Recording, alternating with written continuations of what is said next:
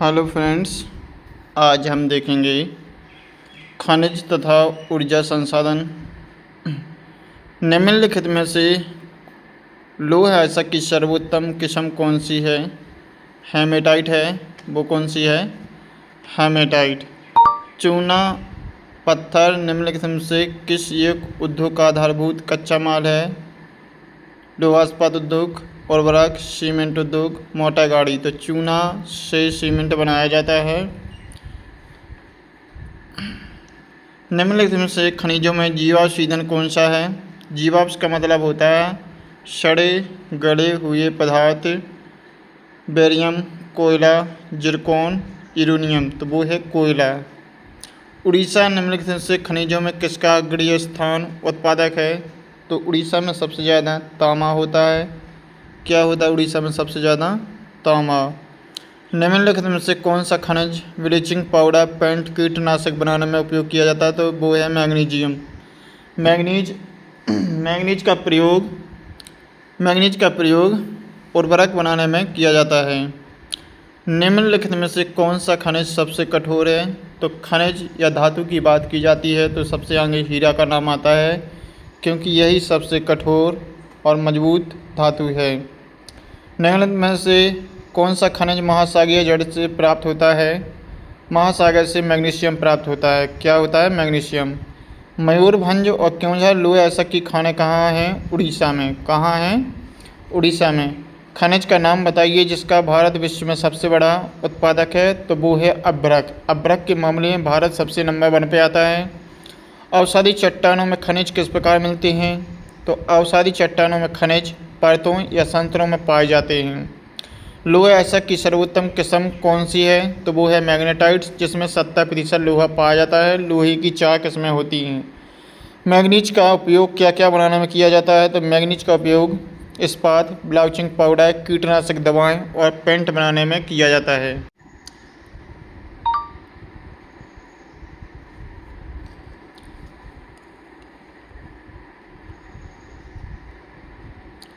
चूना पत्थर किस उद्योग का आधारभूत कच्चा माल है? तो हम ऊपर भी देख चुके हैं कि चूना पत्थर से सीमेंट बनाया जाता है।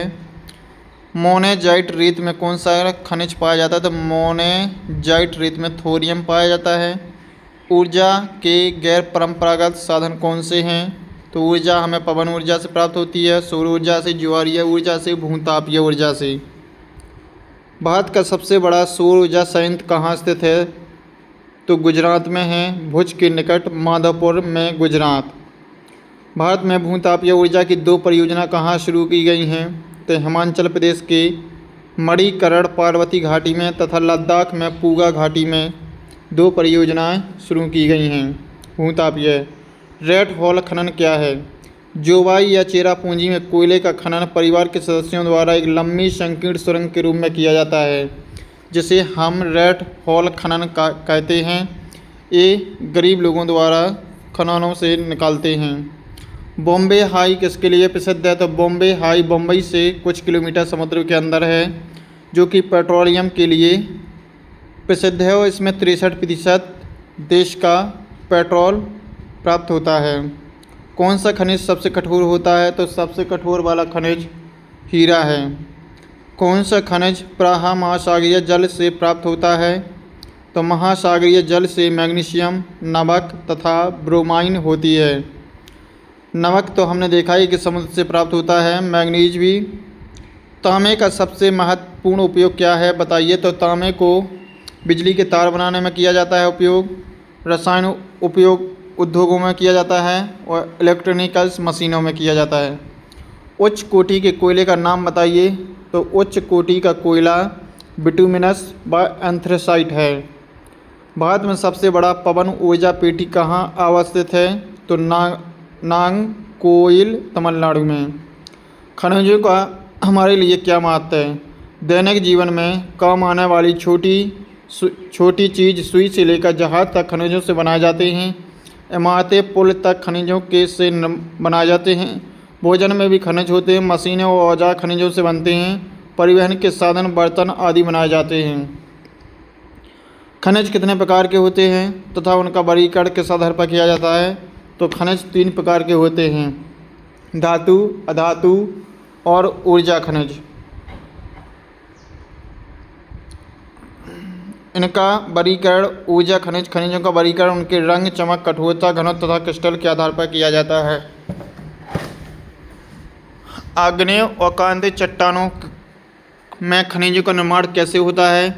तो आग्नेय और कांतिक चट्टानों में खनिज दरारों, जोड़ों, भैंसों व विदरों में मिलते हैं। छोटे जमावशराहों के रूप में तथा बड़े जमाव परत के रूप में पाए जाते हैं। जब ये तरल व गैसीय अवस्था में दरारों के सहारे भूपृष्ठ की ओर धकेले जाते हैं, ऊपर आते हैं, वे ठंडे होकर जम जाते हैं। धात्विक जैसे जस्ता, तांबा व हिस्सा, सीसा इत्यादि इसके उदाहरण हैं। लोह, अलोह, आयस्क में अंतर स्पष्ट कीजिए। तो हम लोह और अलोह में अंतर स्पष्ट देखते हैं आगे। जिनमें लोहे का अंश होता है उन्हें लोहे कहते हैं, और जिनमें लोहे का अंश नहीं होता है, लोहे अयस्क मैग्नीज, निकल और कोबाल्ट होता है, और अलोह तांबा, सीसा, जस्ता आदि होते हैं। लोहे अयस्क की 3 प्रमुख पेटियों का उल्लेख कीजिए। पेटियों उन्हें कहते हैं जहाँ पर लोहा निकलता है। उड़ीसा झारखंड पेटी, महाराष्ट्र गोवा पेटी, और बेलारी चित्रदुर्ग चिकमगलूर पेटी। अभ्रक किस रूप में पाया जाता है?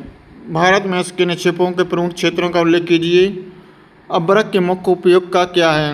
अभ्रक प्लेटों या परतों के रूप में पाया जाता है। अभ्रक के निक्षेप: छोटा नागपुर पठार, उत्तरी पठारी किनारों पर, बिहार झारखंड की कोडरमा, गया हजारीबाग पेटी, राजस्थान में अजमेर के पास, और आंध्र प्रदेश की नेल्लोर पेटी में पाया जाता है अभ्रक। अभ्रक विद्युत इलेक्ट्रिसिटी उद्योग में प्रयोग किया जाता है। ये अति महत्वपूर्ण है क्वेश्चन कि भारत में गैस परिवहन की धमनी कही जाने वाली पाइपलाइन का नाम लिखिए। तो 1700 किलोमीटर लंबी Hazari Vijaypur Jagdishpur gas pipeline Mumbai, high और बसीन को पश्चिम और उत्तरी भारत के उर्वरक, विद्युत व अन्य औद्योगिक क्षेत्रों से जोड़ती है। ऊर्जा व उर्वरक उद्योग प्राकृतिक गैस के प्रमुख प्रवक्ता। तरल ईंधन CNG संपीड़ित प्राकृतिक गैस का प्रयोग गाड़ियों में किया जा रहा है। CNG का सबसे पहले प्रयोग दिल्ली में किया गया था। भारत में सौर ऊर्जा का भविष्य उज्ज्वल है, क्यों? भारत एक उष्णकटिबंधीय देश है और सौर ऊर्जा प्रदूषण से रहित होती है और कार्य स्रोत है। निम्न वर्ग के लोग इसे आसानी से प्रयोग कर सकते हैं। तापीय और जल विद्युत ऊर्जा में अंतर स्पष्ट कीजिए। तापीय विद्युत या विद्युत कोयले, पेट्रोलियम, प्राकृतिक गैस के प्रयोग से पैदा की जाती है। जल विद्युत टरबाइन को चलाने से किया जाता है। इसमें प्रदूषण होता है तापीय में, और जल विद्युत में प्रदूषण नहीं होता है। स्थायी स्रोत नहीं है, स्थायी स्रोत है जल विद्युत। बम्बई हाई क्यों प्रसिद्ध है? देश की अर्थव्यवस्था में उसका क्या महत्व है? तो बम्बई हाई खनिज तेल के लिए प्रसिद्ध है। देश का कुल 63% पेट्रोल यानी कच्चा तेल बॉम्बे हाई से ही प्राप्त होता है। इससे विदेशी मुद्रा की भी बचत होती है। खनन उद्योग को घातक उद्योग क्यों कहा जाता है? हम जितना प्रयोग कर रहे हैं उतना प्रयोग नहीं करना चाहिए। लगातार धूल व हानिकारक धुएं में सांस लेना पड़ता है। श्रमिकों को फेफड़ों से संबंधित बीमारियां होती हैं। खदानों में पानी भर जाने, आग लग जाने से श्रमिकों को डर बना रहता है। कई बार छत गिरने से मजदूरों की मौत हो जाती है। हम ऊर्जा का संरक्षण किस प्रकार कर सकते हैं? ज़रूरत न होने पर बिजली बंद कर देनी चाहिए। सार्वजनिक वाहनों का उपयोग करना चाहिए। परंपरागत ऊर्जा के स्रोत सीमित, इनका प्रयोग बड़े ध्यान से करना चाहिए। हमें खनिजों के संरक्षण की आवश्यकता क्यों है? खनिज हमारे उद्योग और कृषि के आधार हैं। नवीनीकरण योग्य नहीं है।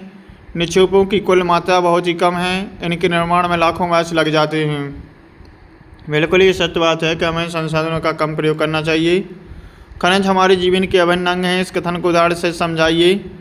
तो खनिज हमारे जीवन के अभिन्न अंग हैं क्योंकि उनमें सबसे उपयोगी वस्तु बनाई जाती हैं जो हमारे विकास के लिए आवश्यक हैं, जैसे बर्तन, परिवहन साधन, भवन निर्माण, मशीन। तो हमारे अभिन्न अंग हैं। भारत में ऊर्जा के विभिन्न साधन क्या हैं? उन खनिजों के नाम लिखो जो ऊर्जा के स्रोत हैं। कोयला, खनिज तेल आदि। भारत सौर ऊर्जा का भविष्य उज्ज्वल है, क्यों? एक क्वेश्चन हम ऊपर भी देख चुके हैं, इसको आप आसानी से समझ सकते हो। कौन सा राज्य लोहे अयस्क का अग्रणी उत्पादक है? इसका कितना भाग है? राज्य में लोहे पेटी का नाम बताइए। गोवा में कितने प्रतिशत लोहे अयस्क का उत्पादन होता है? भारत में किन किन राज्यों में लोहे अयस्क है? तो इसके उत्तर आप देख सकते हैं। कर्नाटक भारत में सबसे नंबर 1 पे आता है, जो कि 26% लोहा देता है। बेल्लारी, चित्तौड़गढ़, चिकमंगलूर, तुमकुर, पेटी। ऐसा सोचने के क्या कारण हैं कि भारत में ये थोड़े बड़े क्वेश्चन हैं, तो इनको मैं लंबा वीडियो होने के कारण आप खुद रोक करके देख सकते हो, उसे पढ़ सकते हो। बहुत ही सरल भाषा में है और प्रश्नोत्तर की हाइट थोड़ी छोटी कर दी गई है। अति महत्वपूर्ण क्वेश्चन है। इसमें से लगभग 4 नंबर का आना है। 3 नंबर का क्वेश्चन, 1 नंबर का वस्तुनिष्ठ आता है। बहुत ही महत्वपूर्ण क्वेश्चन है। तापीय विद्युत और विद्युत में अंतर स्पष्ट कीजिए। तो यह विद्युत कोयले, पेट्रोलियम, प्राकृतिक गैस के प्रयोग में पैदा की जाती है। स्थायी स्रोत नहीं है, प्रदूषण मुक्त नहीं है। जल विद्युत स्थायी स्रोत है, प्रदूषण मुक्त है और उत्पादन गिरते हुए जल की शक्ति का प्रयोग करके टरबाइन को चलाने से होता है। पवन चक्की की तरह होती है, उसमें पंखा लगे होते हैं, उस पर पानी तेज़ी से गिरता है जिससे वो घूमता है और लाइट पैदा करता है। ऊर्जा संसाधनों के संरक्षण के लिए उठाए गए उपायों को स्पष्ट कीजिए। सीमित साधन इसलिए प्रयोग ध्यान से करें।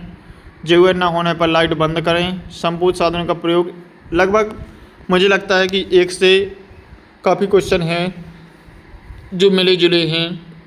देखिए, इस क्वेश्चन को हम ऊपर भी पढ़ चुके हैं। मुंबई हाई क्यों प्रसिद्ध है? तो यह देश को 63% पेट्रोलियम यानी कच्चा पदार्थ तेल देता है और यह हमारे विदेशी मुद्रा की बचत करता है। समुद्री भागों में एक लंबे चौड़े क्षेत्र में तेल मिलने की आशा पर हम आत्मनिर्भर हो सकते हैं। किस राज्य में निम्नलिखित पाई जाती है? तो मथुरा तेल परिष्करणशाला उत्तर प्रदेश, रावतभाटा नाम की शक्ति संयंत्र राजस्थान, राउरकेला लोहा इस्पात उद्योग उड़ीसा। तो हम इन महत्वपूर्ण क्वेश्चनों को सीख सकते हैं। इन्हीं में से लगभग काफ़ी क्वेश्चन सीखने योग्य हैं जो कि अति महत्वपूर्ण हैं। मैंने जो क्वेश्चन दिखाए हैं वे बहुत ही महत्वपूर्ण हैं।